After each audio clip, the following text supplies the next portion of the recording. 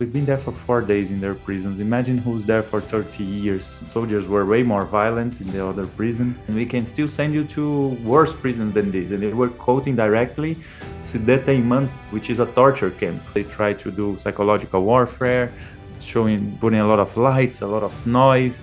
All they have is their violence, their hate, their bombs, and their weapons. And we have all the rest. So thank you very much. It was not fair to you, not even with a full lifetime of me and everyone else will not be able to repay the debt that the world has to you.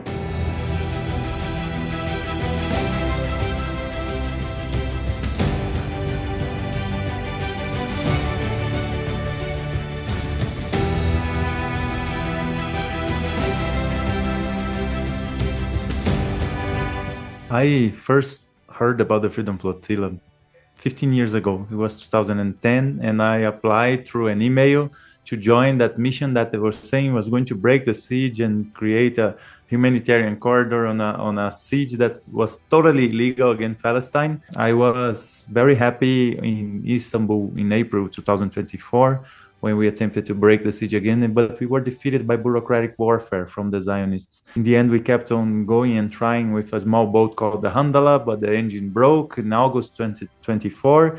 And then the other year in May, we had only the Conscience boat, but would fit around 80 people. We were trying to sail from Malta. And then our boat got bombed by 2 Israeli drones. And so we've been trying so hard for so long that we decided to go with the small boat we had, the Madeline.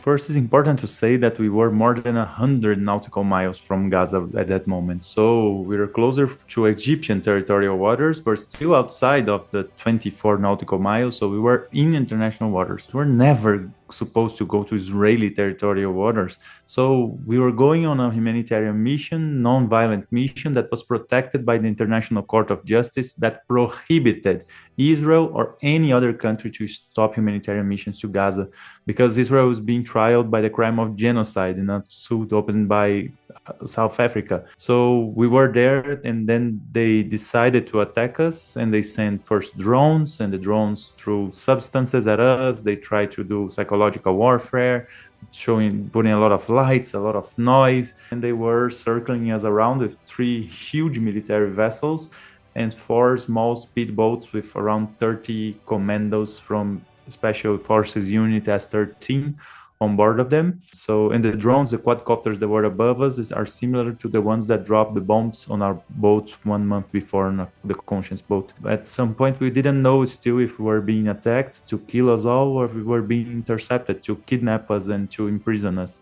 And in the end, because of the visibility and the solidarity of the entire world, they decided not to kill us, but tried to make a publicity stunt with us, a PR stunt. So instead of doing like all the other flotillas where they torture people, they brutally assaulted people, refused water, refused food, refused to allow them to go to the toilet. This time they wanted to do a publicity stunt. So they were offering us food, filming it, offering us food, offering us water. And they were filming so people would accept the food, but the assault rifles were right behind the cameras. So they were kidnapping us, and they kept us for more than 20 hours on our boat. They changed the course. We were going to Gaza. They changed the course to go to Ashdod port in Israel. And then when we got there, there was this whole media circus, but their internal media, because they kicked all the journalists out of there, and they put a lot of military, policemen, immigration officers, and everything. They asked us to sign a document confessing a crime we didn't commit, to try to attempt to enter Israel illegally. And then after that, they sent us to an immigration facility. And the immigration facility, they said that if we didn't sign another document that says that we acknowledge that we were being deported, we would stay for 96 hours in jail, in prison. And then the 8 of us went to the Givon prison near Tel Aviv. People were supposed to stay there for 4 days.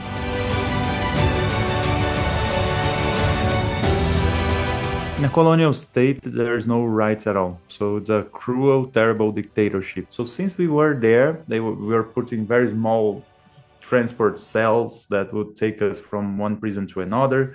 They would put us in a cell that had a lot of bed bugs. The water was very, very bad. and they would deprive people from sleeping, so they would enter very frequently and making a lot of noise, asking, ordering everyone to get up, get up, get up, and then they would not say anything, just would leave, just to deprive people from sleeping. We were denied access to our families all the time. We didn't have the right to a phone call. We didn't have the right to call our lawyers, our diplomatic representatives. And we went to a court hearing where the judge was asking us, why did you try to enter Israel illegally? And then I said to her, I did not try to enter Israel illegally. To be honest, the one crime going on here is you kidnapping us because you're doing a genocide and ethnic cleansing for 8 decades. You structure yourself in an apartheid colonial state, and you're led not by a religion, but by a racist and supremacist ideology called Zionism. For 21 months, you're committing the most horrific escalation of genocide, committing most of the war crimes predicted in the UN Charter, in the Geneva Convention, the Statute of Rome, and you're starving children to death, bombing hospitals, shelters, schools, residential neighborhoods.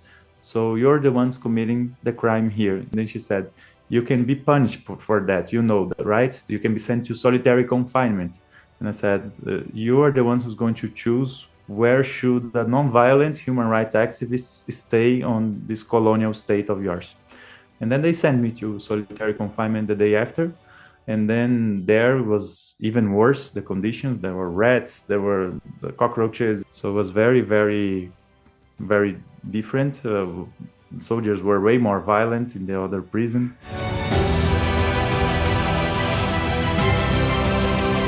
When everyone went out, we were decided not to talk about the treatment we received in prison, because we wanted to put the spotlight on the more than 10,000 Palestinians in prison, the genocide in Gaza, and the blockade.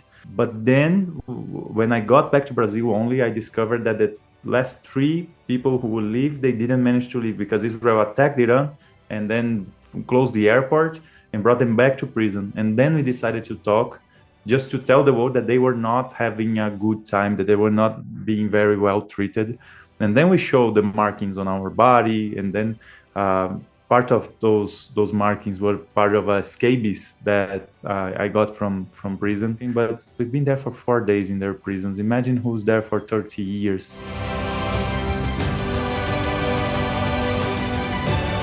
Many of the times when I was in solitary confinement, they were closing the handcuffs very tight, so to stop circulation as well, not only on the fist but also on the ankles.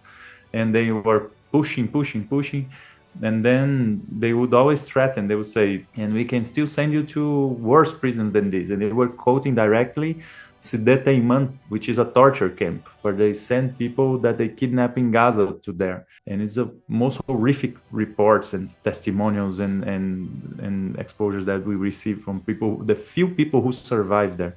And they were saying that they would take me there as well. And they were also saying, we can take you to Gaza, and try to make a lot of threats. And yeah, we were formally deported, and we are formally banned for 100 years to enter Israel. But what I said to the judge when she said that, I said, I never had any intention to enter Israel. I'm sure way before that, I will enter a free Palestine, where there's no apartheid state with those illegal dictatorial laws.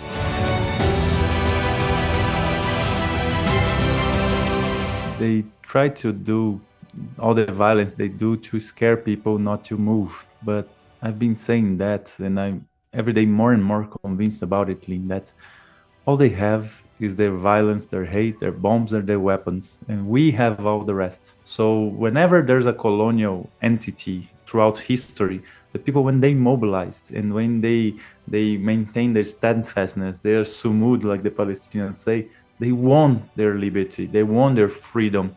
So it's very important that we keep on mobilizing solidarity with the Palestinian people. We are allies to this cause, and it's the most important cause in humanity right now, because the same system that is committing a genocide against the Palestinian people is the same system that exploits, oppress, and destroy nature all around the world through US imperialism and their allies. So right now is the moment that we unite all energies, like other generations defeated the South African apartheid, other generation defeated Nazism and fascism. We need to defeat Zionism and imperialism.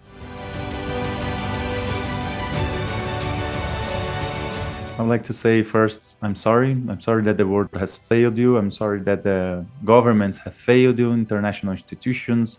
international law, all of them fail the Palestinian people. So thank you very much. It was not fair to you, not even with a full lifetime of me and everyone else will not be able to repay the debt that the world has to you, but we are willing to do our best in solidarity and to liberate not only Palestine, but ourselves as well. Thank you. Thank you for being steadfast. Thank you for inspiring the world. The Palestinian people have changed the history of humanity. The millions of people that woke up to what society really is, that uncovered the lies of the global north, that say that they were the heaven of democracy, of human rights, and all this bullshit. Now people will never get back to sleep.